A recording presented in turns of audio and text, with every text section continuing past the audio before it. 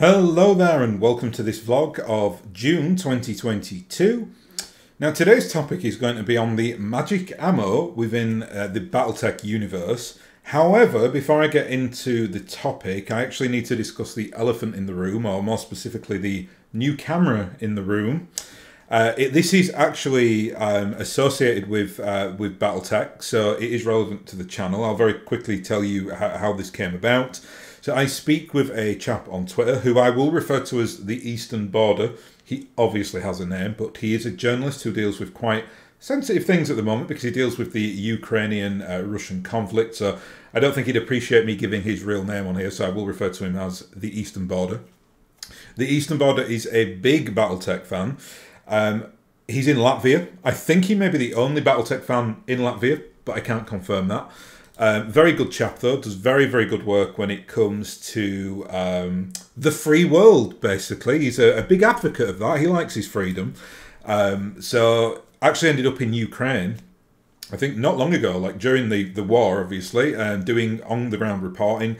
So he's like an independent journalist. He does a lot of like research, a lot of translation. He's fluent in English and I believe in, well, several languages, but certainly English and Russian, because he does some phenomenal work on his podcast where he will like translate Russian propaganda and then tell us what the Russians are saying in their like news networks, which I find very valuable. I listen to every one of his podcasts, and we obviously got talking because of the wonder of BattleTech, but we do share an interest in geopolitics as well. I'll put some links in the description below where you can find his channel. He does have a regular YouTube channel, but he also, I think you can find him on any of the, like your regular podcast like platforms. And he has a Patreon as well. So if you like freedom and you like BattleTech and you like supporting independent journalists who are not part of the corporate machine, then certainly something to consider. He's a good chap. He's doing very good work.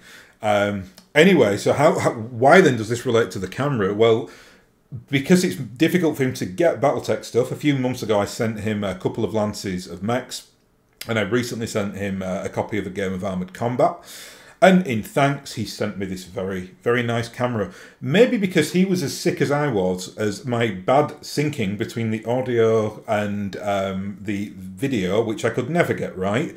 This, though, I think is a more sophisticated camera. So hopefully, you know, I won't have that like second out of audio and video, which was driving me mad and I could do nothing to fix it. I was fiddling with all the settings, couldn't fix it. So hopefully this now gets rid of that problem. So thank you very much to the Eastern Border for his camera. I think he got this through his like press network. So this isn't by any means like a sponsored post or anything like that. It's just I sent him a gift. He sent me a gift. We met through the medium of BattleTech. What a wonderful. Anyway, on to today's topic, which is the magic ammo of BattleTech. Now, I've spoken several times before about how to give a buff to the unloved weaponry in BattleTech, like the ballistics, like the machine guns. Another thing that you can do is add different ammo types in BattleTech. Now, I love this. I've done this for quite a while, but specifically over the last few months, I've really kind of researched the different ammo types, and I've chosen a few which I incorporate into my regular games. I'm going to deal with 4 now because I'm not going to like drill down into dozens of them. If you want that though, if you really want to kind of get a synopsis of all the ammo and what it does, there is a fantastic podcast. I think it's just called the Mech Bay. Again, you can find that on your regular podcast user. They did this wonderful like 2-hour episode on all the different ammo types in BattleTech. And they really do go through everything like forensically. I listened to that quite a while ago now, but it really kind of inspired me to go and find, you know, like what I wanted to do in my own games. So I used that as like a base point, and then I've got, you know, I went into my like extended rule book and started to pull out that data and then incorporate it into the rules that I use. So if you can find that episode, I'd absolutely advise it. Again, see this as like, what I'm going to talk about here is like the intro and more for like players just coming into BattleTech. So you can add anything that I'm going to say here really easily. It's really simple and it adds a lot of colour to your game. 2 little rules though before I talk specifically about the 4 points of ammo I'm going to talk about. The first is that you can actually bring different ammo types on any 1 ton of ammo. So for instance, if you've got like, say you've got an AC-20 and there are 2 tons of ammo, so that's 1 point of 5 ammo and another point of 5 ammo, you can load one of the ammo bins up with standard ammo, and then you can use a specialist ammo in the other bin, or you can bring both as standard or both specialist.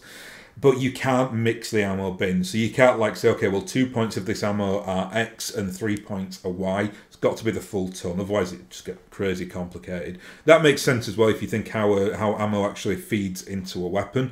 Like, it'd just be too complex if you had different ammo types in there. So that's point one. Second point is that there are specialist rules with ammo and vehicles. Especially in the first weapon type, or ammo type, sorry, that I'm going to talk about here. I'm not going to actually discuss them today because I see my videos as very much like introductory. So this is like, if you're relatively new to BattleTech and you want to add some colour to it, this is something you can do. The chances are that you don't play combined arms.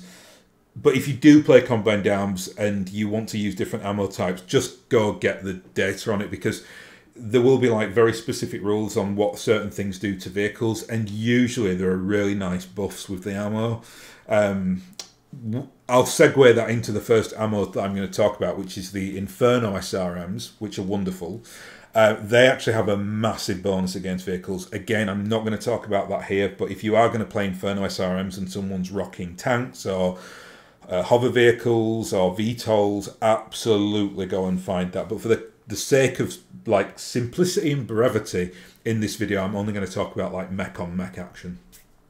So Inferno SRMs, as you would expect by the title, you can load them for SRMs. You can't use them for LRMs. They're very simple to use. The only difference from a regular SRM, so it's exactly the same in regards hitting, cluster damage, range, all that good stuff. But the difference is that they do 2 points of heat damage as opposed to 2 points of regular damage. Now, at first, you probably think about that and think, that doesn't sound very good. Well, actually, it can be super powerful, especially if you know that your opponent is a bit of a hot dog and likes to run things really kind of like close to the bone when it comes to heat.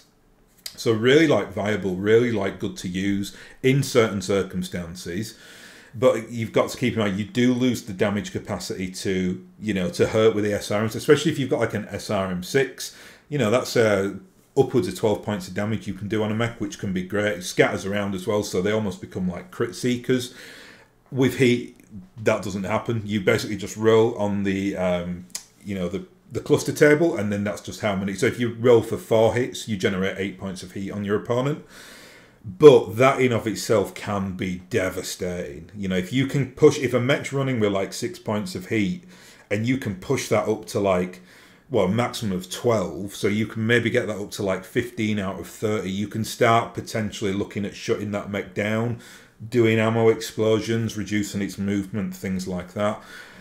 I think there's probably a case to say that if you had like multiple SRM bins, maybe chuck a couple of cheeky Infernos in one of the SRM bins just in case you need them. That's probably what I do with them. Just mark it on your record sheet as like, you know, these are Infernos. That does lead me to one of the negative things on Inferno missiles though, and this can be quite traumatic if you're not used to managing heat properly, and that's that the threshold for ammo explosions actually comes down significantly, because if you think about it, they are basically just like big missiles full of whatever space magic napalm does this heat damage. So if your mech gets hot, it's got a higher chance of blowing up, and that's not great, obviously. So I'll just list that as to what it is, because it's different from your regular record sheet, so you have to keep that in mind. So 10 heat, it's a 4+ to avoid ammo explosion. 14 heat is 6+, 19 heat is 8+, 23 heat is 10+, and 26 heat is 12+. That's quite a bit worse than the regular sheet. So you will find if you run hot with your own mech, then you may really suffer because of that. I mean, getting up to 26 heat and having to roll, you know, a 12 on 2d6, so box carts, a 1 in 36 chance, you're toast, basically. You're going to explode. Now, I think the rules have written for this, and I should have checked this before I did the video, but I forgot. But never mind. I think the rule as written in the book says that if it does a crit within your own mech, it does both actual damage and heat damage, which is brutal. I actually don't do that. I actually just think they should do heat damage. Now, technically, I think you'd say, well, it should actually do both proper damage, real damage, and heat damage because it's blowing up with inside the mech. So it's obviously going to, that explosion alone is going to cause physical damage. But for me, you see, that just makes it less interesting because the heat damage, if it blows up and it puts like, I don't know, 20 plus points of heat on your mech or something like that, that's fun to see what happens. Like, do you get the ammo crates on the other like ammo bins? Do you shut down the mech? I just adds a bit more flavour than just a regular ammo bin explosion. So I have probably homebrewed that in terms of my own rules, but I think rules have written it probably does. I think, again, it's a while since I read it now, but I think that it does both physical damage or real damage and heat damage. The next point of ammo we're going to talk about, and for the next three, it's all going to be ballistic weaponry. So this one is armor-piercing AC ammo. Now, armor-piercing bullets have obviously existed for quite a while now. So this is something you can use in any era in BattleTech. So think about this if you're using Succession Wars, because some of this is really powerful. Now, I've talked about before on the channel about how you give a boon to ballistics, because ballistics are really, really quite poor in regards to their energy counterparts. I mean, you know, if someone was going to say, would you rather take a PPC or an AC-10? I can't see any reasons why you'd take a regular AC-10. I know the PPC runs hotter, but it's just far more reliable. You don't have the ammo problems, things like that. So if you can get into a place where you give upgrades to your ballistics, or more specifically, like you give a risk reward to it. So for instance, I use the double tap rule, which I've talked about before previously on the channel. You can also start saying things like, well, we'll give it a +2 to damage. So an AC-10 does 12 damage as opposed to 10 damage, an AC-5 does 7 as opposed to 5. This, though, I think is really interesting. If I'm combining double tap with different ammo types, I think that gives ballistics a lot more flavour, a lot more colour, and makes them very viable on tabletop. When I'm talking about any of these ammo types, you must keep in mind that you cannot double tap with them. That's important. So you can only do regular single shots, and they all have kind of positives and negatives, which I really like because then it just becomes like a risk reward. So in terms of the armor piercing ammo, I'll just read out the rule as written here. So every attack that makes damage against an opponent mech causes an automatic hit on the critical table with the following modifier. So an AC-20 is -1, AC-10 -2, AC-5 -3, and an AC-2 -4. So that roll where you have to get an 8+ to get 1 crit, that's really powerful, obviously, because if you do that, like if you hit, so like a side torso, and it's fully armoured, then you automatically make that roll. Now, obviously, with an AC-2, that -4, you're gonna need a 12 basically, aren't you, to get 1 crit. But I think where it becomes really powerful is on like the AC-20, where you basically just need a 9 to do 1 crit. Like it gets into the armor and really like does that crit damage. So very, very powerful. But there are negatives as well. So I'll talk about everything here, all the rules. Important to note as well, if damage is exclusively given to the internal structure or gives damage to both armor and internal structure on a mech, then you roll on the critical table as usual. So that can happen. Like if you had 4 points of armor left and that all disappears and you get into the crits, you don't roll that regular like crit with a minus modifier. Then you just roll it regular because you've got into the armor at that point. It's a +1 modifier to hit though, so that's one of the negatives. That can be a little bit like choppy, you know. That would maybe make me hesitate taking them for mech warriors who aren't very good. But if you've got a mech warrior who can shoot, and you've got like, say, you know, if you're confident and you know how to use ballistics and you know how to kind of get into like good short, medium, and range, so you're not taking really bad penalties on range, absolutely something to think about.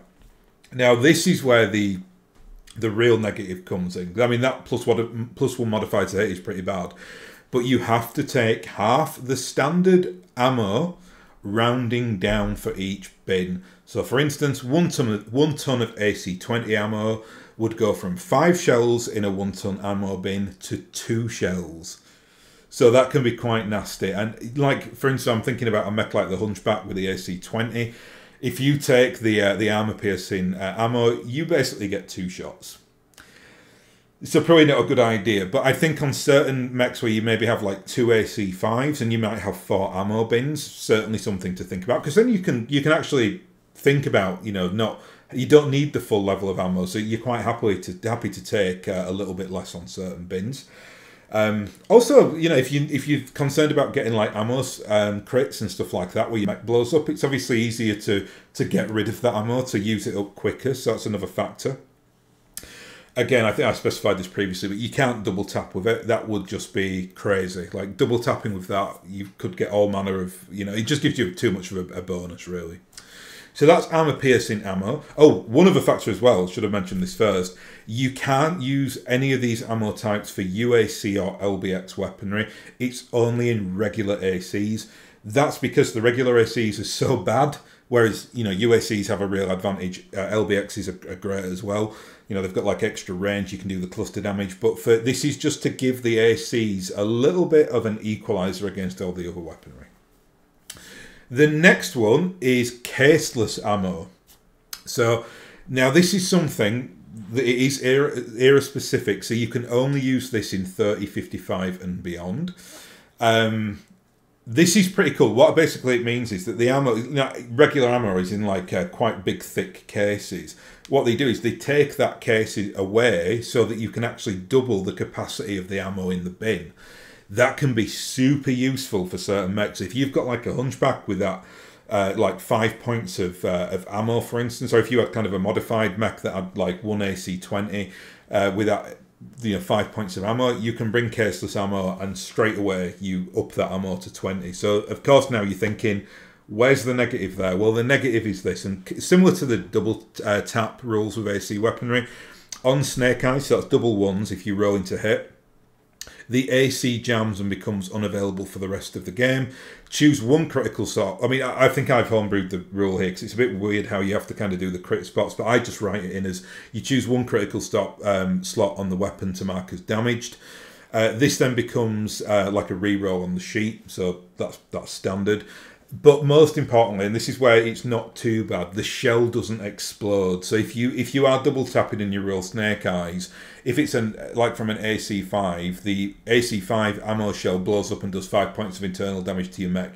That doesn't happen here. I think how it kind of works in the lore, or the kind of mechanics, is that because it's caseless, it's able to feed through faster, and it can just cause a potential jam on the weaponry, but it doesn't mean that the shell goes crit when it gets fired out, like when you're double tapping ammo and things can go wrong.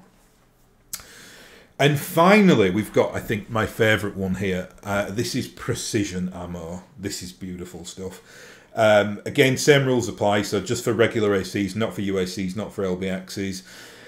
Now, I couldn't find any era limitations on this, and I thought there might be, because precision ammo sounds quite specialised to me. Like, it sounds like, is it like heat-seeking, which we obviously have heat-seeking missiles and things like that. I think that is another ammo type in BattleTech, actually, but I've not got that written in here, in my rule set, though I'm sure it exists somewhere.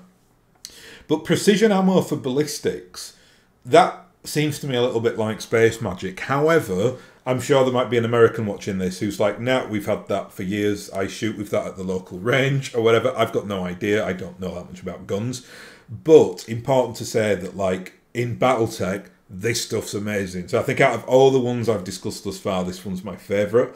Again, it can be used in any era, which just surprises me. But technically, I've not seen anything to tell me that you can't use this in Succession War era. Now, this is where it's amazing. You get a -2 modifier against the target movement modifier when shooting with the ammo type. So I'll just explain that in terms of tabletop rules. So when you are working out Gator, which is the system we use to see what the modifier is for you shooting in regards to like the opponent mech that's moved and how far you've moved, things like that. What it will do is you take -2 off the target movement. So not off, like if it's in cover or anything like that, that all stays the same. But if that mecha's like, say, jumped quite a long way and it's got maybe a, like a -4 modifier to hit or something like that, -5, you take 2 off that. That's really, really great. The thing with this though is that the negative is there, and that's exactly the same as the negative for the armor piercing weapons, and that's half the standard ammo rounding down. So just to reiterate, if you're using like an AC ammo bin, it turns 5 rounds into 2. However, I'd kind of look at it like, especially if you were running this on a pretty standard inner sphere pilot who's basically 4 gunner in 5 piloting, it means that you've got a much better chance of hitting with those 2 shots, as opposed to, you might have probably missed the other shots anyway, so you might not actually be losing anything. Plus as well, if the AC ammo goes crit, your mech is toast, because it's 100 points of internal damage if you've got a full ammo bin. You can get rid of those 2 points much easier. So it's like, it's kind of like against that risk reward payoff thing. But I think if you can get the precision ammo to work, it's superb. That, just getting that -2 modifier is absolutely brilliant. So they're the 4 that I wanted to discuss today. Again, it's not going to be a long video, and there's plenty of other ammo you can look at in BattleTech. But again, this is kind of an introductory thing, and to kind of get your mind thinking about how to apply things like this in your own regular game. So have a think about that if you don't already do so. It's a really great way to kind of give that little bit of a risk-reward buff to especially ballistic weapons. But I think also the Inferno missiles as well just give so much colour to what you can do with SRMs. Again, I'll just reiterate that point. Do read these rules for yourself in the actual books that, the rules that are written if you're using combined arms, because it can differ. And you will lose out on a huge advantage if you just like follow the rules that I've just said for Inferno SRMs and you play that against vehicles. You'll miss out on a really important thing in there that you get as a bonus. So do look at that again. But I've talked about here everything that refers to mech on mech action. Anyway, I think I'll leave that there. Nice and short and sweet this week. Next week I'll probably get back into doing a bit of lore, unless Catalyst drops some bombshell on us and we have some more news on the Kickstarter, which I am eagerly anticipating. I'm expecting that to come over the next month sometime. Obviously, when that does get released, I'll do like I don't like the term reaction video. I'm not really that type of YouTubing person. But when I see it and there's any news to talk about, I'll talk about that, because I'll want to research it and look at it myself, and I'll get the buzz out there, get people talking about it, and try to add to that buzz. Anyway, I will thank you very much for watching, and I'll hopefully catch you again next time.